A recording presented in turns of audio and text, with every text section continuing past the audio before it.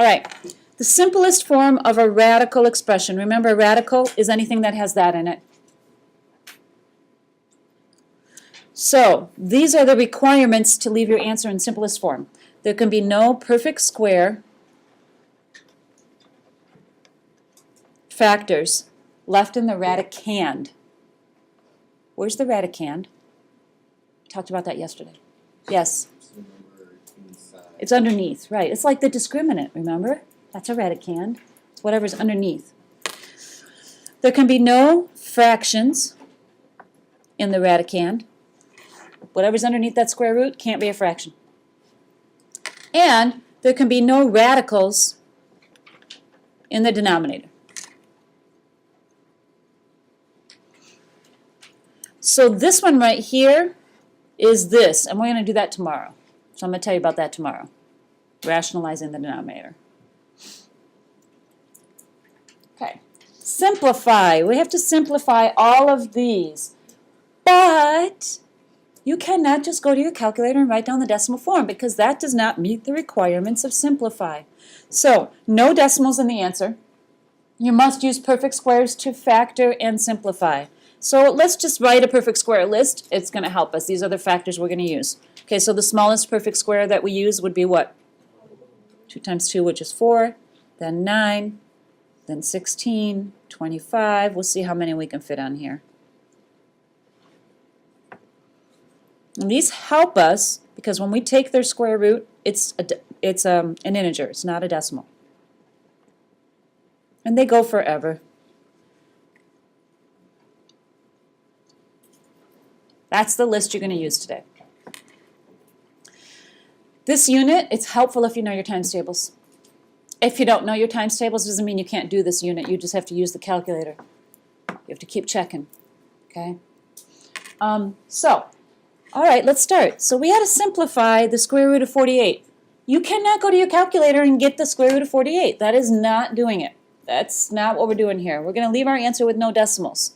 The first thing we're going to do is say, does 48 have a factor that's a perfect square on this list? What's the biggest one? What can it be divided by on this list? And if you don't know, try it on your calculator. It can be divided by 4, but it can go bigger. 16 times what is 48? Okay, now I've determined that. I'm going to write this like this. That is the same value, and it's multiply. It's all multiply. I just split it up into factors, which will help me simplify, because I can take the square root of 16. What is the square root of 16? And it's no decimal, so it's legitimate. It meets the requirements. I cannot take the square root of 3 without a decimal. It cannot be divided by anything on this list, so my final answer is 4 times the square root of 3. Have we done this before in this class? I can never remember. A little bit?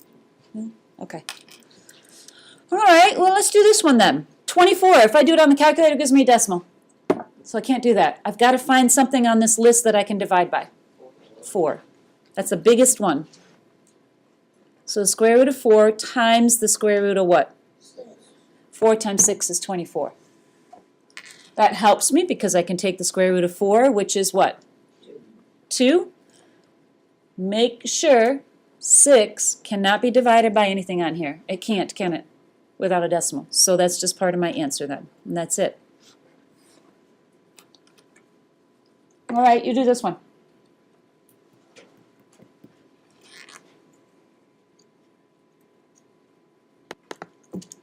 Cool? Okay, let's do one more then here before we take it further. What's 54 gives me a decimal. What's the biggest number on this list it can be divided by? 9. It is 9. 9 times what? 9 times 6.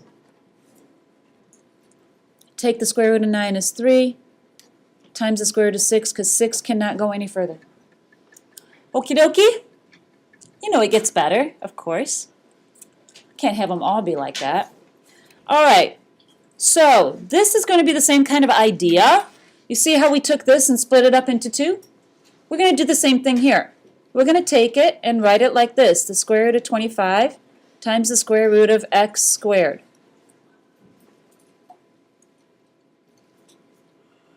Oh, wow, that really helps. What's the square root of 25? And we just talked about, what's the square root of x squared? X. We talked about that all up here. So it's just x. That's my answer, 5x.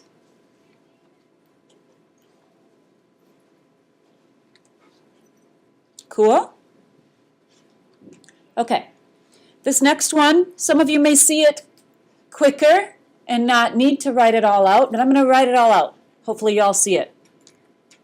This goes back to a chapter where we had to like add exponents and figure out how many there were and that kind of stuff. So still, the first step is to split this up. First step. Okay, now I can take the square root of 49. What is it? 7. Now this here.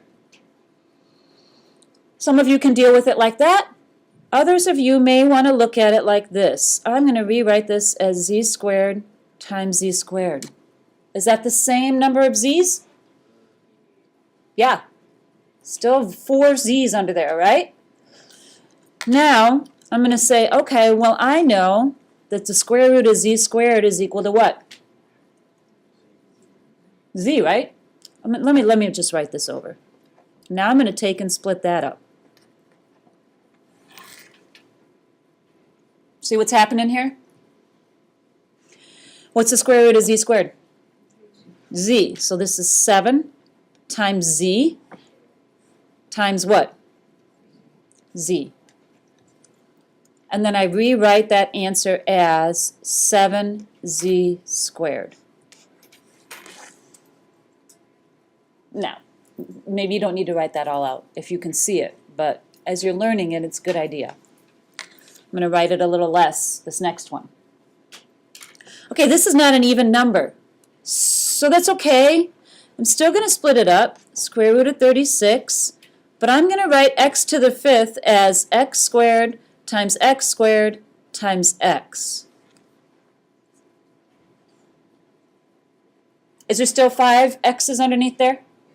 It just helps me eliminate some of them if I split it up like that. So what's the square root of 36? 6. Now I'm not going to split this up. I'm just going to go piece by piece. What's the square root of x squared? X. So I'm going to write that as just x. Then I go to the next one. What's the square root of x squared? Cross that off. Get here, be careful. I can't do anything with that, can I? It's not x squared. It's just x. So I have to write that as the square root of x. That's still underneath there. I didn't break it out. Okay? So my final answer would be what? How would I write it? 6x squared times x.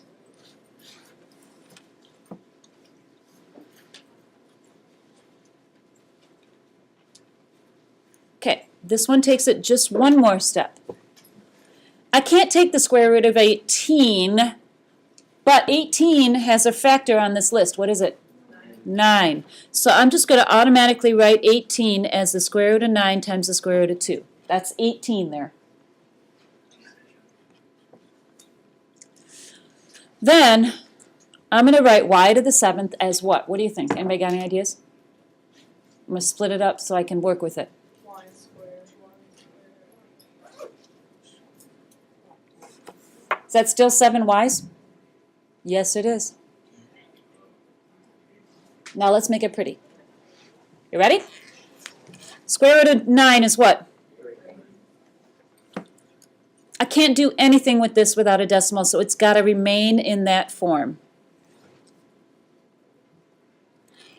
What's the square root of y squared? Just a y, so I'm going to write y for that one. Keep going. The square root of that y squared is y, so I'm going to cross that off. Keep going. And then I still have one y underneath the radical.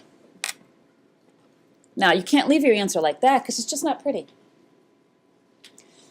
Anything that's not underneath the radical goes together. So I have 3 and how many y's? 3. So I'm going to write that as 3y squared. Oh, I'm sorry, it would be cubed. Thank you. 3y cubed. And then whatever is still under the radical, you put together under the radical. That's your final answer. Doable? Yes, Mrs. Burgess, it's doable. Okay, so let's do this last row. It's taking it just a little bit further. There's two ways to look at this. You see how we split this up? We can put it together and get the same thing, can't we? So this we could actually put together and then say, oh, the square root of 49 is what? 7. You can put it together. Just like we split them up, you can do the opposite. Because it helps you simplify. So we're going to do that same process in these here. So, some of them are under radical, some of them aren't. I'm not going to do the whole thing, so don't freak out about it. I'm going to just do a little bit, okay? We're not doing the whole thing today.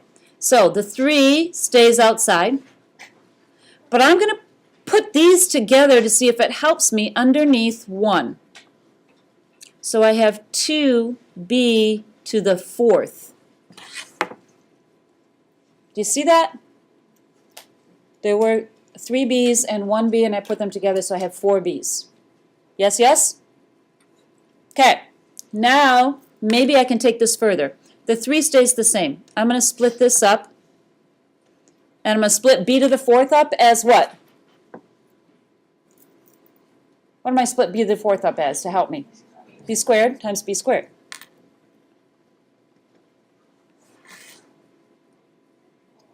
Now I'm going to finish this. This stays 3, this stays the square root of 2, this becomes b, and that becomes b. Now, the proper way to write this is always put the radical at the end. So I'll multiply so you can reorder. So it's going to be 3b squared times the square root of 2. So I'll multiply so you can reorder it, and you always put the radical at the end. Almost done. Okay, this one is almost the same way. I can't do anything so much with them apart. I could do something, but it might be better to put them together underneath one radical. 2x to the 4th. 4x's now. And then split it up. X squared times x squared. Square root of 2 gives me a decimal, so I'm just going to leave it as a square root of 2. This x squared square root is just x times another x. What would be the proper way to write that? X squared times square root of 2. Right on. X squared times the square root of 2. That's your final answer. All right, let's do the grand finale. Well, no, it's not true. We got to do the top row on the back side, which doesn't take very long. All right, this is all multiply. Don't write too big. It's not huge, but don't write too big. You see the 3 and the 2 outside here? It's multiply, so I can take care of that right away. That's just 6. Then I'm going to take everything and put it all under one radical. What's 3 times 3? 9. So I'm going to make that a 9 underneath there. And then y to the 6th. I could have written that out now, but oh well. Square root of 9 times the square root of y squared times y squared times y squared. Do you see what I did? Took this and split it up and made that 3y squareds. Same number of y's. Oh, this is going to be so pretty. Everything's going to go away. 6 times, what's the square root of 9? Times y times y times y. What's 6 times 3? And y cubed. Boom. Not so bad, huh? If you take your time and think about it. Okay, we're just going to do the top row on the back, and then we'll be done today. Now remember the rules. The rules are no fractions for simplifying. You cannot have any fractions under the radical. Oh, we got fractions under the radical here. But here's what you do. Maybe some of you can see it already. All you do is split it up. It's the same value. You can just split it up to help you simplify. What's the square root of 25? What's the square root of 49? That's it. You just split it up, take the square root of both numbers.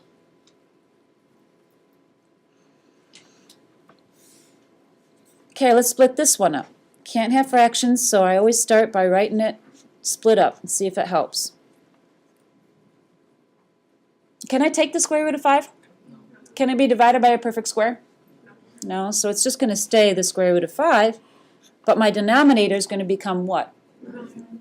Oh, that's legit. It meets the qualifications. I'm done. The whole fraction is not under the radical anymore, and there isn't a radical in the denominator, so we're good. All right, same thing here. Split them up. Square root of 11 over the square root of d squared. And that helps. The square root of 11, can I do anything with that? No, it can't be divided by anything. It's a prime number, so that stays that way. What's the square root of d squared? Okay, I'm done. Now you know we have to have one that's a little bit more complicated than that. Not too bad, though. All right, the last one. I'm going to write my numerator. I'm going to split them up, and I'm going to write my numerator as d squared times d squared times d. That's still 5d's over the square root of 121.